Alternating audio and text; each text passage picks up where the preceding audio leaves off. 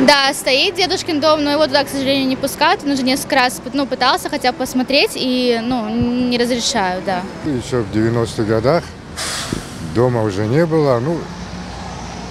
Деревья вспоминал, что деревья остались, а дома уже не было. У мамы тоже дома нет. Нет, там вот в Бьюкянку, там же немцы сожгли деревни, потому что там же леса, партизаны. И чтобы не помогали партизанам, потом деревню сожгли. А здесь, в Симферополе, мамин стоит. Бывали ли вы там? Да, бывало. Там уже живут другие давно. Видел, да, есть этот дом стоит. Это Топкая, где под ним прямо внизу. Отырған yerінде қалмады, но бабам отырған yerінде бар кішкене бір одачық, но анда, по-моему, бір kimse yaşamay. У меня нету ни бабушек, ни дедушек живых, которые были. А может, родители рассказывали? Не говорили ничего? Нет. Нет, вроде. Ташкент.